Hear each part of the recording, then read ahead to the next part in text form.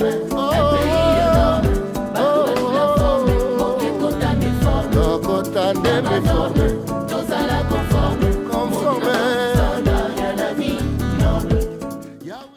Jean-Jacques Bagabo, bonjour. Bonjour Madame la journaliste. Vous êtes coordonnateur provincial du parti Envol, parti cher à Délis et Sanga ici au Sud Kivu, et vous êtes également porte-parole de ces mêmes partis dans le Grand Kivu. Eh bien, votre parti politique projette une marche le 2 juin par rapport au processus électoral. Pourquoi? Qu'est-ce qui se passe?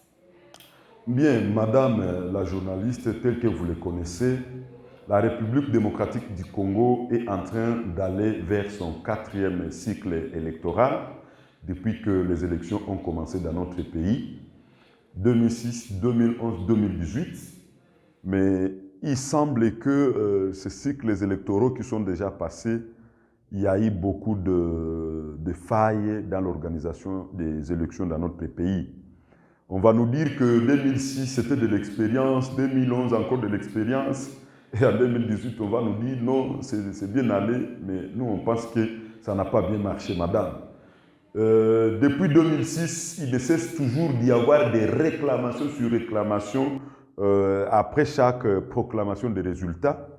Et aujourd'hui, Envol, à travers d'abord les G13, est en train de dire que nous devons désormais avoir des élections qui sont transparentes au niveau du pays.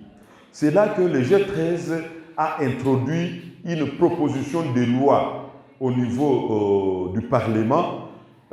C'est une loi électorale qui a été débattue et qui a été adoptée et déposée à la commission PAJ de l'Assemblée nationale. Une loi qui avait présenté beaucoup d'innovations par rapport aux différents processus électoraux que nous avons déjà eus dans notre pays. Entre autres, la proclamation des résultats bureau par bureau. Cette innovation qui nous excluait de manière définitive les centres de compilation des résultats qui est devenu un centre de complication des résultats au niveau de notre pays. La fraude électorale, avec l'expérience, était organisée dans ces différents centres, surtout que vous connaissez qu'en 2018, nous avons ramassé, la population a ramassé beaucoup de bulletins de vote par-ci, par-là pour dire que les bulletins étaient perdus. On est à Walungu, les bulletins se retrouvent vers Kidodobo, on est au collège Al-Fadjiri, les bulletins se retrouvent vers Bagira. Et nous, on se pose la question comment cela est possible. Et donc, cette innovation maintenant nous donne la possibilité de proclamer les résultats juste 2 heures ou 3 heures après la clôture ou la fermeture des bureaux de vote. C'est ce qui gêne maintenant aujourd'hui le pouvoir en place, l'union sacrée, le président Félix. Il est aujourd'hui gêné de trouver qu'avec cet élément, la fraude sera difficile. Donc, vous accusez le président Tshisekedi de vouloir organiser une fraude électorale. Son pouvoir aujourd'hui est en train d'organiser la fraude électorale.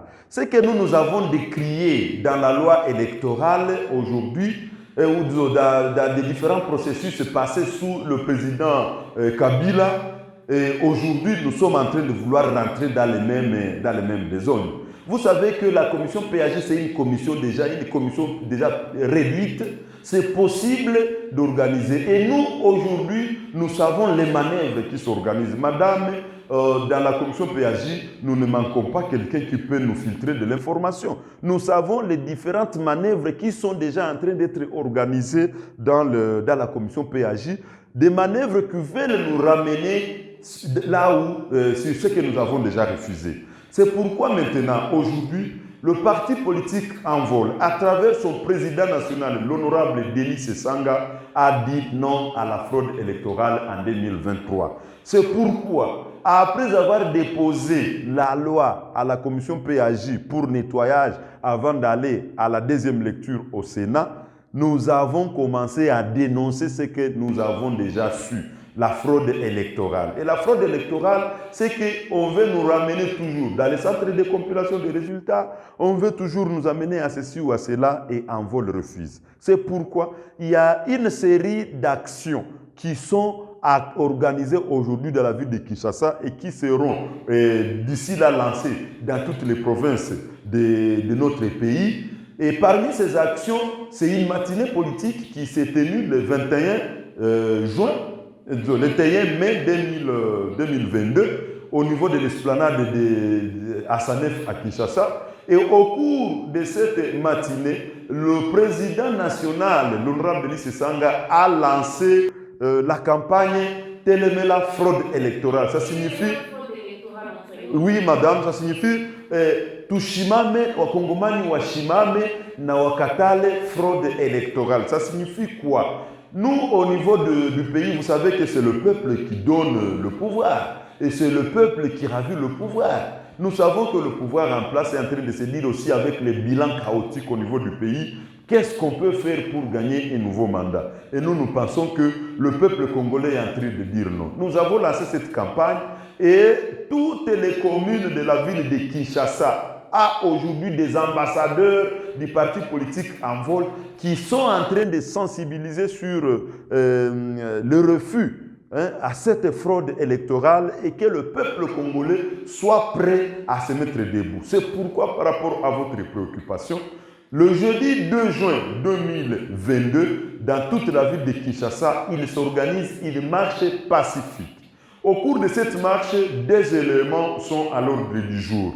Nous allons dénoncer les différents massacres et tueries qui sont en train de se perpétrer dans l'est de la République démocratique du Congo. Nous allons dénoncer l'envahissement du Rwanda à la République démocratique du Congo avec ce que nous venons de vivre au Nord Kivu, les M23 qui se fait passer pour tireurs de ficelles, mais nous savons qui sont derrière tout ça, bien que le pouvoir aujourd'hui ne veut pas en parler.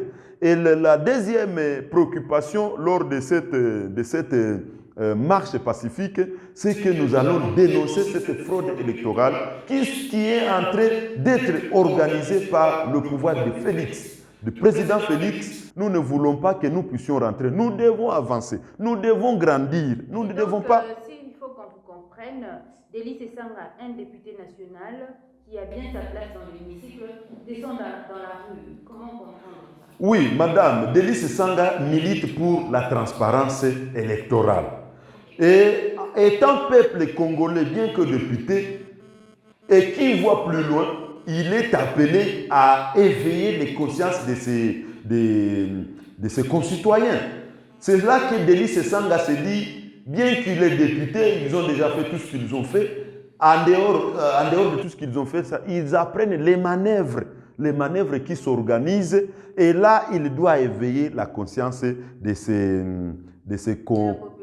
concitoyens. C'est ça, la population, elle doit être éveillée. Notre population a besoin d'un leader, tout simplement. Et un leader qui voit plus loin, comme la personne de Denis Sesanga, c'est celui dont nous avons besoin. C'est pourquoi il s'est dit mettre toute son énergie, toute son intelligence pour que le peuple congolais soit éveillé et refuser la fraude électorale pour 2023. Madame, nous ne voulons pas assister cette fois-ci à la réclamation de la vérité des urnes. Aujourd'hui, Fayoulou continue à dire c'est moi qui suis le président élu de n'importe quoi au pays. Fayoulou qui fait son gouvernement à part, Tshisekedi fait son gouvernement à part. Nous refusons ça. Nous voulons qu'avec transparence, comme en France, Marine Le Pen a félicité juste après la fermeture du bureau de vote son challenger qui est passé et elle a compris parce qu'il n'y a pas eu de fraude. Ça signifie la publication des résultats bureau par bureau fera que juste à 20h, après 17h, que les résultats être en train d'être proclamés progressivement. Et nous pensons que cela pourrait nous éviter la fraude électorale que d'aller nous compter des bulletins qu'on va jeter par-ci, par-là. Parce qu'en fait, nous avons aussi appris en 2018, certaines machines de voter se sont retrouvées dans des maisons de particuliers, madame, en train d'organiser des élections là-bas pour finalement dire, bon, on est pour tel, on est contre tel, il faut que c'est tel qui passe. Non, madame, nous voulons la transparence et nous, au Sud Kivu, nous sommes en train de nous souder, nous sommes en train de nous organiser pour lancer la même campagne et nous pensons que nous allons arriver au bout. Mais qui vous soutient au-delà du G13 ? Qui soutient tient un rôle dans ces actions? Oui, madame, les G13 haïssent son initiative. Et aujourd'hui, vous savez, les G13, le pouvoir toujours cherche à débaucher certains d'entre eux, mais ils sont en train de bosser. Par rapport à l'activité que nous organisons le 2 juin 2022, toutes les forces vives au niveau de la capitale, la société civile, d'autres partis politiques, et toutes ces fêtières-là sont en train de soutenir l'activité. Il y a aujourd'hui des publications, vous êtes en train de lire des calicots, forces vives de tel endroit, société civile, ainsi de suite, sont en train de soutenir notre marche pacifique du jeudi 2 2022, surtout aussi que c'est une marche qui va dénoncer même ces guerres, ces tueries au niveau de l'Est du pays, madame. Jean-Jacques Bagabo, Radio Sven, vous remercie. C'est à moi de remercier au nom de mon président national, l'honorable Délice Sanga, la Radio Sven et toute la population congolaise qui va se mettre debout pour dire non à la fraude électorale en 2023. Merci aussi.